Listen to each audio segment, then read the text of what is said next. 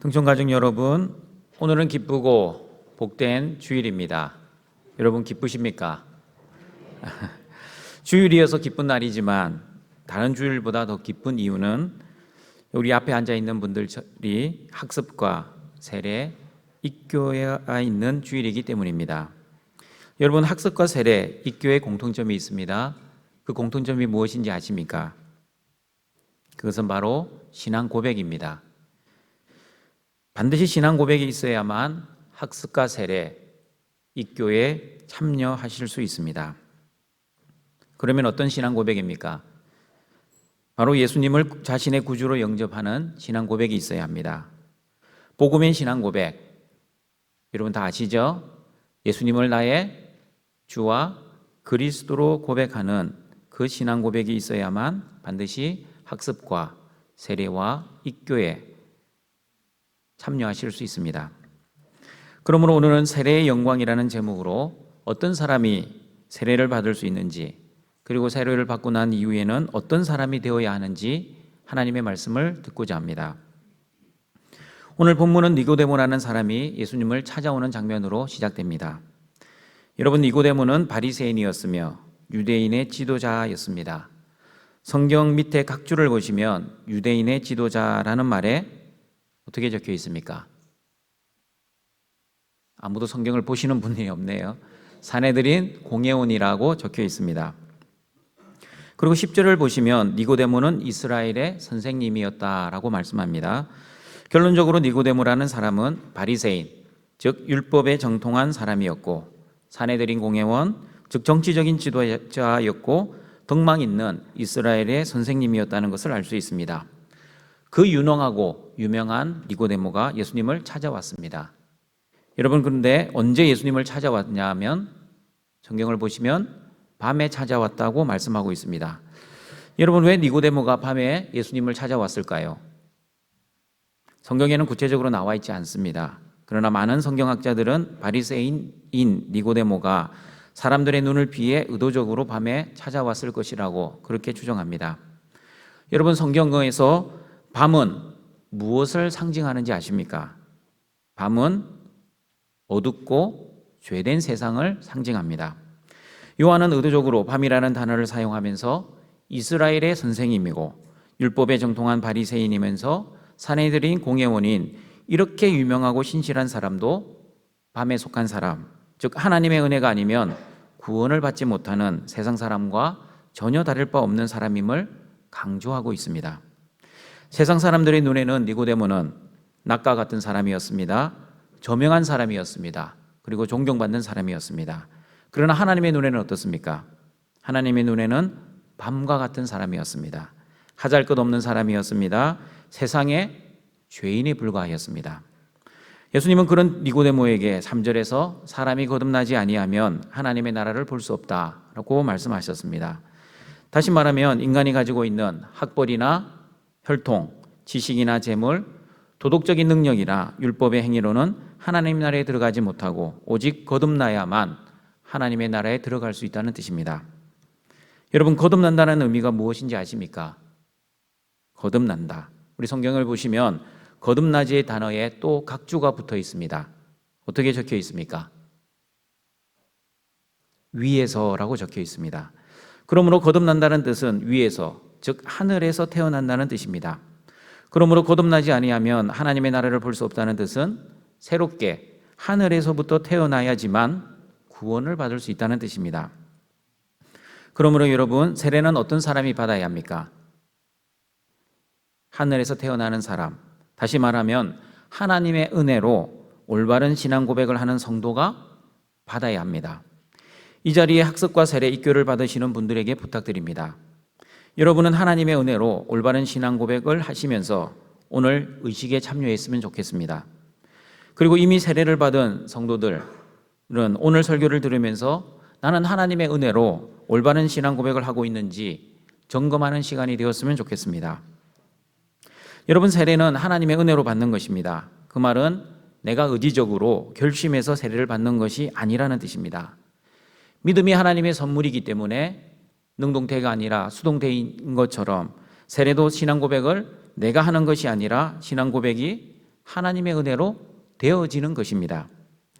여러분이 세례를 받기 위해 세례 공부도 했지만 사실 세례는 공부를 했기 때문에 세례를 받는 것이 아닙니다. 내가 세례받기로 결심했기 때문에 세례를 받는 것도 아닙니다. 세례는 전적으로 하나님의 은혜로 예수님을 나의 주와 그리스도로 고백이 되어졌기 때문에 받게 되는 것입니다. 등촌가족 여러분, 지난 주일 오후 세례를 받으시는 분들과 세례 문답을 하였습니다. 그 시간에 제가 물어보았습니다. 다음 주일에 여러분이 세례를 받을 것인데 아직까지 예수님을 나의 인생의 주인으로 여기지 않으신 분이 있다면 억지로 세례를 받지 말자고 말씀드렸습니다. 내 인생의 주인이 예수님이 아니고 여전히 내 인생의 주인이 자신이라고 생각하면 세례를 받을 준비가 아직 되지 않았다고 제가 만류했습니다. 세례란 예수님을 나의 주님으로 고백한 사람만이 받을 수 있는 것인데 예수님을 내 주인으로 인정하지 않으면서 세례라는 의식만 받으면 신앙생활이 힘들어진다고 말씀드렸습니다. 내가 내 인생의 주인이 되어 자기 마음대로 살면 결국 본인도 힘들고 가족도 힘들고 교회도 힘들어진다고 말씀드렸습니다. 이미 세례를 받으신 성도 여러분, 여러분들도 내가 주인 되어 살면 어떻게 되는지 다들 경험하셨을 것입니다. 내가 주인 되어 살면 하나님 뜻보다 내 뜻을 위해 삽니다. 하나님의 영광보다 내 영광을 위해 삽니다. 하나님의 나라와 하나님의 의를 위해 사는 것이 아니라 내 필요를 위해 살아가게 됩니다. 결국에는 내 필요와 내 욕심을 위해 하나님까지 이용하게 될 것입니다. 그리고 아직도 예수님을 나의 그리스도로 믿지 못하여 죄책감으로 힘들어 하시는 분이 있다면 세례를 받아주지 말자고 권면했습니다. 하나님의 은혜로 고백되어진 진정한 신앙 고백 없이 자신의 결심이나 주위 사람들의 권면으로 세례를 받아주면 평생 신앙생활 하면서도 죄 문제 하나 해결하지 못하고 죄책감으로 힘들어할 것이라고 말씀드렸습니다. 왜냐하면 마귀는 계속 성도를 참소하기 때문입니다. 네가 이렇게 죄를 짓고서 어떻게 하나님의 자녀라고 할 수 있니? 한 번도 아니고 여러 번 죄를 짓는 것을 보니 너는 구원받을 자격이 없어. 이 마귀의 참소를 당한 성도들은 결국 나 같은 사람은 구원받지 못할 거야. 구원의 확신이 없어 힘들어하는 성도들을 저는 많이 보았습니다. 그러나 여러분, 예수님이 나의 그리스도가 되시면 우리는 죄와 사망에서 해방되었습니다. 여러분, 죄성과 죄책에 대해 제가 자주 말씀드리는 거 기억나십니까? 죄를 지을 가능성, 즉 죄성은 죽을 때까지 있습니다. 그래서 죄성을 가진 사람은 죽을 때까지, 아니 죽는 순간까지 죄를 짓고 죽습니다. 그러나 죄의 책임은 없습니다. 왜냐하면 예수님이 십자가에서 나의 모든 죄를 위해 죽으시고 용서해 주셨기 때문입니다. 이것이 바로 하나님의 은혜입니다. 죄는 내가 지었는데 그 죄의 책임은 예수님이 지셨다는 것을 항상 기억하셔야만 마귀가 참소하는 이 죄책감을 이겨낼 수 있습니다. 그러나 예수님이 나의 그리스도가 되신다는 이 믿음이 약해지거나 또한 없어지면 마귀가 하는 이 참소에 성도는 쉽게 넘어질 것입니다. 그러므로 오늘 세례를 받는 성도들과 이미 세례를 받은 우리 성도들은 절대로 죄책감으로 인해 구원의 확신이 흔들리지 마시길 바랍니다. 우리 설교자로서 부탁드립니다. 저는 많이 보았습니다. 죽을 때 되어서, 건강할 때는 잘 모릅니다. 고난당하고 힘들어지고 죽을 때가 되면 목사님, 저 구원받을 수 있을까요? 저 천국에 갈 수 있을까요? 라는 질문을 많이 받았습니다. 설교자로서 또는 담임 목사로서 책임감이 막중합니다. 어떻게 교회에서 배웠길래 죽는 순간만 되면 이렇게 성도들이 구원의 확신이 흔들리는지 저는 참 의아해했습니다. 우리 등천교회 성도들은 고난당하고 있을 때, 특별히 고난 중의 고난인 죽음 앞에서 구원의 확신이 흔들리지 말았으면 좋겠습니다. 이미 세례를 받으실 때 신앙 고백을 하신 것처럼 예수님이 나의 구원자, 메시아, 그리스도가 되시기 때문에 모든 죄와 모든 저주와 죽음에서 자유하게 되었다는 이 믿음이 흔들리지 마시고 구원의 확신을 가지고 이 땅에서 담대하게 살아가시다가 또한 천국으로 잘 이사 가시는 우리 등촌의 가족들이 되시길 바랍니다. 등촌 가족 여러분, 우리가 세례를 받으면 어떤 사람이 됩니까? 여러분, 이미 세례를 받은 우리 성도들에게 물어봅니다. 여러분이 세례 받았을 때 기억나십니까? 세례를 받고 나서 갑자기 여러분이 달라졌다는 걸 느꼈습니까? 세례를 받고 나서 여러분의 생각이나 말이나 행동이 확연하게 달라지셨습니까? 머리에는 후광이 나타나고 말은 거룩하게 되고 행동은 예수님처럼 행동하셨습니까? 외형적인 큰 변화는 없습니다. 그 말은 오늘의 나와 내일의 나가 별반 다르지 않을 수 있습니다. 오늘 자고 일어나는데 천사처럼 되지 않는다는 뜻입니다. 그러나 여러분, 육적으로는 달라지지 않지만 영적으로는 엄청난 변화가 이미 일어났고 앞으로 일어날 것입니다. 눈에 보이지는 않지만 여러분, 우리가 세례를 받으면 예수님과 연합하여 우리는 새로운 피조물이 되었습니다. 5절을 보시면 예수님께서 니고데모에게 물과 성령으로 나지 아니하면 하나님의 나라에 들어갈 수 없다고 말씀하셨습니다. 이 말씀은 세례받은 사람은 물과 성령으로 새롭게 태어난다는 의미입니다. 여러분, 물과 성령으로 난다는 말이 무슨 뜻인지 에스겔 36장 22절 26절 말씀을 보시면 정확하게 알 수 있습니다. 먼저 22, 23절 말씀만 먼저 읽어보도록 하겠습니다. 그러므로 너는 이스라엘 족속에게 이르기를 주 여호와께서 이같이 말씀하시기를 이스라엘 족속아 내가 이렇게 행함은 너희를 위함이 아니요 너희가 들어간 그 여러 나라에서 더럽힌 나의 거룩한 이름을 위함이라. 여러 나라 가운데서 더럽혀진 이름 곧 너희가 그들 가운데서 더럽힌 나의 큰 이름을 내가 거룩하게 할지라. 내가 그들의 눈앞에서 너희로 말미암아 나의 거룩함을 나타내리니 내가 여호와인 줄을 여러 나라 사람이 알리라. 주 여호와의 말씀이니라. 이 말씀은 하나님께서 바벨론의 포로로 잡혀간 이스라엘 백성들을 왜 회복시키는지의 이유를 말씀해 주고 있습니다. 이스라엘 백성들을 포로에서 회복시키는 그 이유는 이스라엘 백성들 때문이 아니었습니다. 더럽혀진 하나님의 거룩한 이름을 위하여 이스라엘을 회복시켰다고 말씀합니다. 그리고 어떻게 회복시켰는지 에스겔 36장 24절 26절 말씀에 나와 있습니다. 같이 한번 읽어보겠습니다.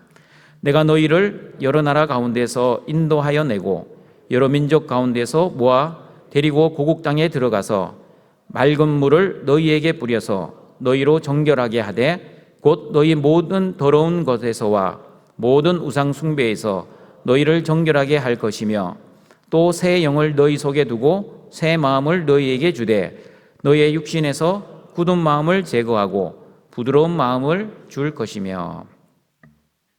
하나님께서 이스라엘 백성들을 회복시키시는 첫 번째 방법은 맑은 물을 너희에게 뿌려서 정결하게 하는 방법입니다. 예수님이 니고데모에게 물과 성령으로 나지 아니하면 하나님의 나라에 들어갈 수 없다고 하셨을 때에 바로 그 물을 의미합니다. 두 번째 방법은 새 영을 너희 속에 두어 새 마음을 주시어 굳은 마음을 제거하고 부드러운 마음을 주시는 방법입니다. 새 영은 바로 성령을 의미합니다. 그러므로 여러분, 물과 성령으로 난다는 의미는 물로 깨끗하고 정결하게 되어 성령으로 새로운 창조물이 된다는 의미입니다. 제가 여러분에게 질문 하나 드리겠습니다. 우리 성경을 보시면 물과 성령으로 인해 구원받는 장면이 나옵니다. 물과 성령에 의해 구원받는 장면 하면 어느 장면이 생각나십니까?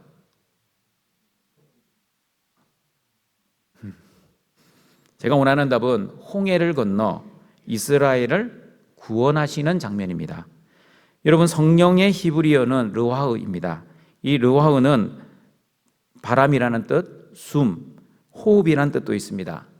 여러분, 홍해를 가르실 때 밤새 바람이 불어 홍해가 갈라진 것 아십니까? 그러므로 밤새 바람이 불어 홍해가 갈라졌다는 것은 밤새 성령의 능력으로 홍해의 물이 갈라졌다는 것을 의미합니다. 그리고 그곳에서 어떤 일이 벌어졌습니까?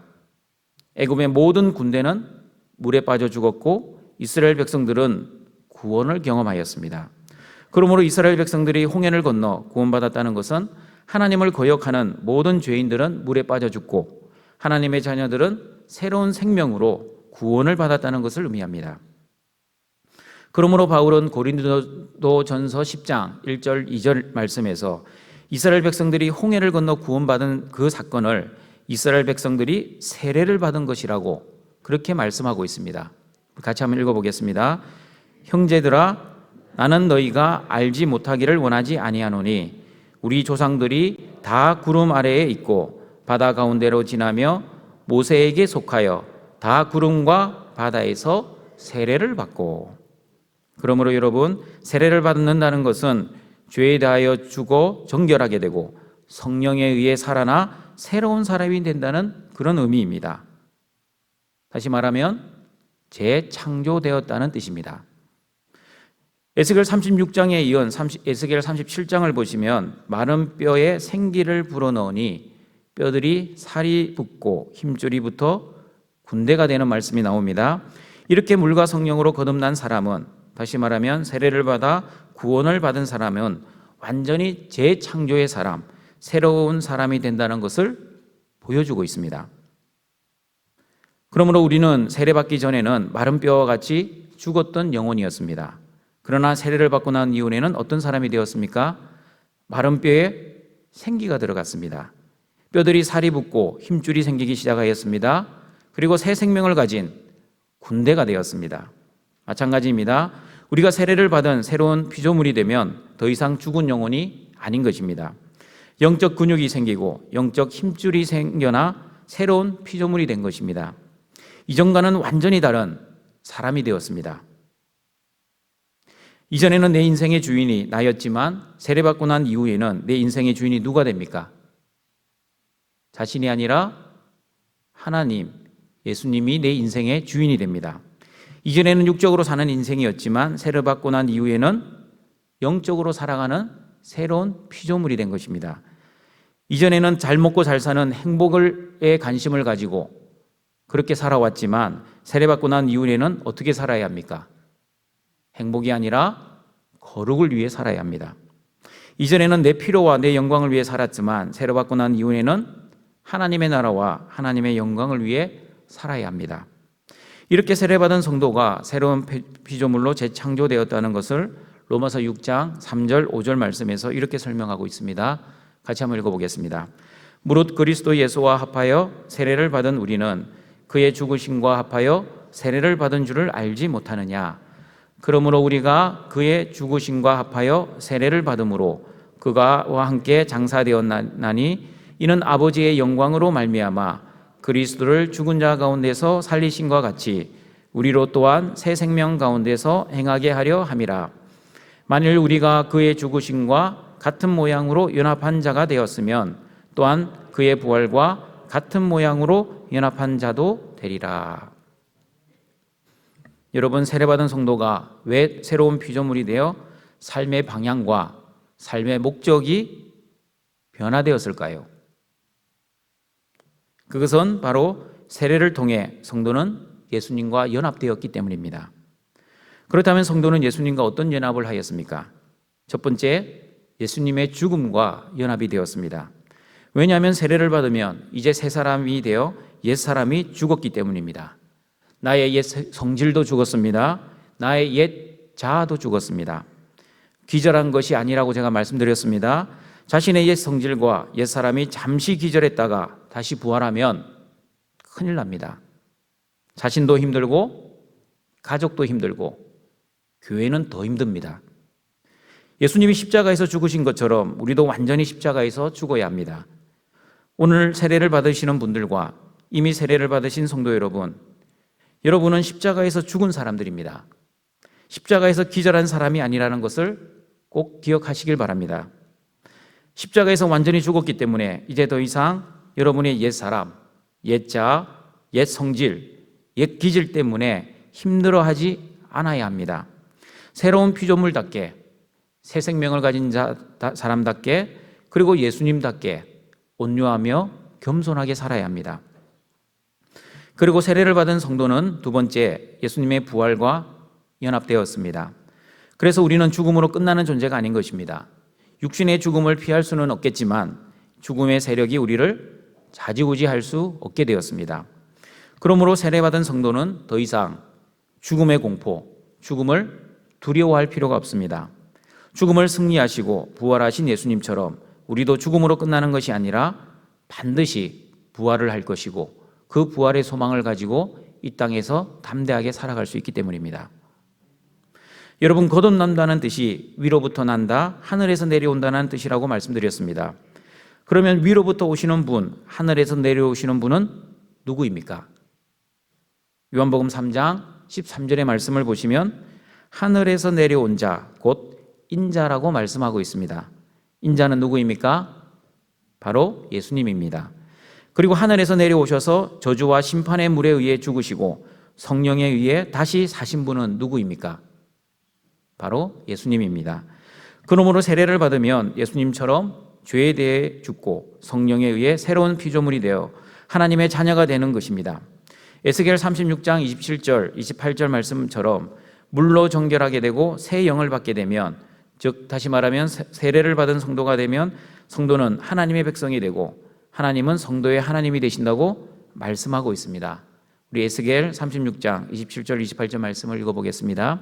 또 내 영을 너희 속에 두어 너희로 내 율례를 행하게 하리니 너희가 내 규례를 지켜 행할지니라. 내가 너희 조상들에게 준 땅에서 너희가 거주하면서 내 백성이 되고 나는 너의 하나님이 되리라. 여러분, 죄의 본질은 아주 나쁜 행동을 자주 많이 하는 것이 아닙니다. 뱀이 하와에게 이 선악과를 먹으면 하나님처럼 될 수 있다는 그 유혹처럼 내가 하나님처럼 사는 것이 바로 죄의 본질입니다. 내가 하나님이 되면 어떻게 됩니까? 선과 악을 자기 기준에 의해 판단하게 됩니다. 자기가 옳으면 선이고 자기가 악이라고 생각하면 악이 되는 것이 바로 죄입니다. 제가 전에 예를 들었던 여리고성 전투를 할 때 사랑의 하나님께서 아무 죄가 없는 노인과 여자와 아이까지 다 죽이라고 했던 그 명령 기억나십니까? 기억 안 납니까? 나야 이 설교가 진행됩니다. 나야 됩니다. 선과 악의 기준이 자기 자신이라고 생각하면, 다시 말하면 자기 인생의 주인이 자기 자신이라고 생각하면 자기 생각으로는 그렇게 연약하고 무죄한 사람들을 죽이면 안 되기 때문에 죽이라고 명령하시는 그 하나님을 악이라고 생각합니다. 자기는 선이고. 그러나 우리가 하나님의 자녀가 되면 어떻게 됩니까? 내가 내 인생의 주인이 아니라 하나님이 내 인생의 주인이시기 때문에, 다시 말하면 선과 악의 기준이 내가 아니라 하나님이시기 때문에 그 기준 되신 하나님께서 하라고 하시는 것을 순종하면 선이 되고, 하나님이 하라고 하시는 것을 순종하지 않으면 악이 되는 것입니다. 마찬가지입니다. 하나님께서 하지 말라고 하시는 것을 하지 않는 것이 선이 되고, 하나님이 하지 말라고 하는 것을 하는 것이 바로 악이 되는 것입니다. 그러므로 여러분, 내가 하나님의 자녀인지 하나님의 자녀가 아닌지 어떻게 알 수 있습니까? 바로 말씀 순종을 보면 알 수 있습니다. 하나님의 자녀들은 말씀 순종을 할 수 있고 또한 그 말씀 순종을 기쁘게 여깁니다. 그러나 하나님의 자녀들이 아닌 사람들은 말씀 순종을 할 수도 없고 말씀 순종을 기쁘게 여기지도 않습니다. 항상 마음이 불편합니다. 왜냐하면 내 인생의 주인이 하나님이 아니라 바로 자기 자신이기 때문에 그렇습니다. 자기 마음대로 자기 뜻대로 살고 싶기 때문입니다. 그러므로 동청가정 여러분, 여러분이 하나님의 자녀인지 하나님의 자녀가 아닌지를 말씀 순종에 대한 여러분의 반응을 보시면 여러분이 직접 스스로 판단하실 수 있을 것입니다. 여러분, 말씀 순종이 쉽습니까? 아니면 어렵습니까? 쉽죠? 어렵습니까? 제가 전에 설교를 통해서 어렵지 않고 쉽다라고 요한일서 5장 3절 말씀을 통해서 분명히 말씀드렸는데도 아직도 어렵다라고 생각하시면 안 됩니다. 말씀 순종 그다지 어렵지 않습니다. 왜 어렵지 않은지 제가 말씀해 드리겠습니다. 그런데 많은 사람들은 그 말씀 순종을 부담스럽게 생각합니다. 말씀 순종이 힘든 이유는 말씀 순종을 너무 복잡하게 생각하기 때문입니다. 그냥 단순하게 생각하십시오. 그러면 말씀 순종도 단순해집니다. 하나님이 하라 하시면 하면 되고요. 하나님이 하지 말라는 것 안 하면 됩니다. 근데 왜 어렵게 시작되냐면 하나님이 하라는 것 안 하고 싶고 하나님이 하지 말라는 것 하고 싶은 그 악한 본성이 하나님 말씀과 충돌하기 때문입니다. 단순하게 하라는 거 하면 되고요, 하라는 거 안 하면 됩니다. 하지 말라는 것. 그리고 여러분, 말씀 순종을 그러면 언제부터 해야 합니까? 말씀 순종은 성령 충만할 때만 하는 게 아닙니다. 말씀 순종은 세례를 받는 순간부터 할 수 있고, 또한 세례를 받는 순간부터 해야 합니다. 자꾸 미루면 안 됩니다. 미루면 할 수 없게 됩니다. 여러분, 이런 말 들어보셨습니까? 하나님의 시계는 오늘이고 마귀의 시계는 내일이다. 하나님은 지금 오늘 이 자리에서 순종하기를 원하십니다. 그러나 마귀는 자꾸 내일로 미루려고 합니다. 자꾸 핑계거리를 찾습니다. 말씀 순종을 하지 못할 현실의 이유를 찾아 자신을 합리화시켜버립니다. 올해는 자녀를 위해 돈 벌어야 하잖아. 형편이 좋아지면 신앙생활 잘하면 되지 뭐. 코로나 시국에 하나님도 이해하실 거야. 그러나 등촌가족 여러분, 말씀 순종은 내일 하는 것이 아니라 오늘 당장 해야 하는 것입니다. 행복할 때만 말씀 순종을 하는 것이 아니라 불행할 때도 말씀 순종을 해야 합니다. 그리고 건강할 때만 말씀 순종을 하는 것이 아니라 아프고 힘들어도 말씀 순종을 해야 합니다. 형통할 때만 말씀 순종을 하는 것이 아니라 고난과 고통 속에서도 말씀 순종을 해야 합니다.